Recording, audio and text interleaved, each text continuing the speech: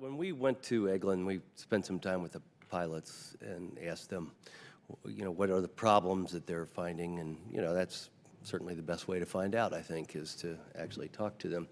And I know that I think you've been briefed on it and seen the list.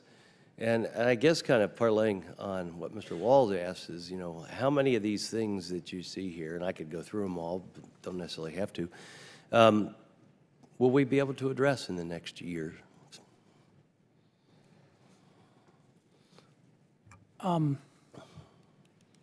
Over the past 2 years, we've faced a number of technical issues that 2 years ago or a year ago, if you'd have said, where will you be in April of 2015, I would have told you, well, I'd like to have this retired and that retired and that retired. So let me give you a list of a few of the things that we have retired, and now a few of the things we're working on in 2015. When we come back next year, we'll hopefully retire.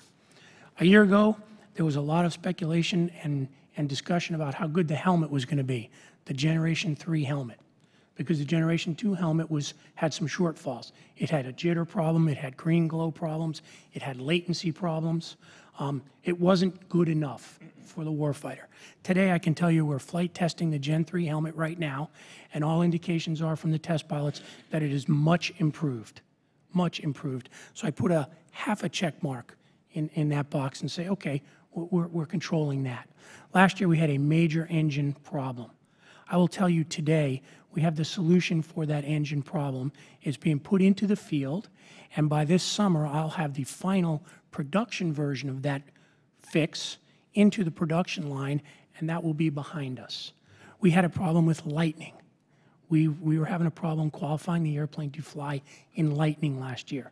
That problem is basically behind us, and in fact, I don't know if the guys at Eglin told you, but 2 weeks ago, CF-8 flying, returning from base, was struck by lightning. It was in clear air and he was struck by lightning, and absolutely nothing bad happened to the airplane. The pilot landed the airplane, no warnings and cautions, no problems, and we could see where the lightning went in the right wingtip and came out. So lightning is another one we would put on that list of last year a problem, not a problem this year. Fuel dumping was a problem last year, because with the fuel dump on the airplane comes from the bottom of the wing. And so when you dump fuel from the bottom of a wing, there's high pressure there. It pushes the fuel up onto the wing and it sticks, and it makes the wing wet. We have solved that problem. So those are just a few of the things that a year or two ago were high on our list. What's high on our list this year? We already talked about Alice. Alice has a long way to go, sir. It is a complicated 5 million lines of code piece of equipment that we started treating like a piece of support equipment. It's not. It's an integral part of the weapon system. So we've had to take steps in the last 2 years to change fundamentally the way we develop Alice. We've applied the same techniques we used in developing software on the airplane to now developing software in Alice. It's just going to take us some time to realize those results. We had a problem with the hook. When we first tested the hook on the C model a year and a half ago, we missed 7 out of 8 traps at Lakehurst. We went out to the boat last year and hit 124 out of 124. So I guess what I'm expressing here is we are going to have more technical problems on this program. It is the measure of a good program for you to be able to absorb those, find fixes for them, and then continue moving the ball down the field on the program. I think we're in a better position now than we ever have been to address those kind of problems.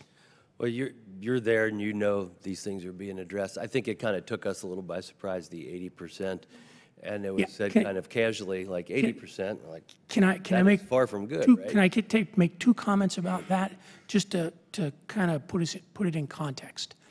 The first thing is, and that's not to mitigate the fact that we know we have a problem there. The jets down at Eglin are the oldest ones we have. They are flying 1B software and 2A software, and they are LRIP Lot 3 and Lot 4 airplanes. So they are flying the dogs of the fleet, quite frankly, because many of the newer lots of airplanes have many of the improvements that we've learned over the last 2 to 3 years, and the newer software that we're using on the 2B airplanes is going to make that even better. So I can understand the guys down at Eglin feeling like, I don't have a very good airplane here after all this time, energy, and money, General Bogdan. When it comes to the false reporting, we call those things HRCs, health reporting codes. And on any given sortie, you may get 2 or 3 or 4 of them. What I believe when they're telling you 80% is when you actually get a health reporting code on the airplane and you land, the ones that you get, 80% of them turn out to be not good. Not that 80% of every flight you've got problems with the airplane that you don't know about. What we've done is we've gone in and we've started to change the software both in Alice and the airplane to address that. But at the same time, we now have a history of which health reporting. I'm sorry, I'm going to interject here. General Bogdan, I just want to make certain you're not confused, although I think I may be. When they say 80% false positives, they mean out of 100 items where it says there's something wrong with the plane, 80 of them are nothing's wrong with the plane, but they're given a notice that something's wrong, and then they have to deal with that notice. By the way, Correct. Very Stackley cringed No, when you you got that right, but planes here's down. what I'm trying to say. The other important question that they should have told you was, each airplane when it lands only has about 4 or 5 health reporting codes a sortie.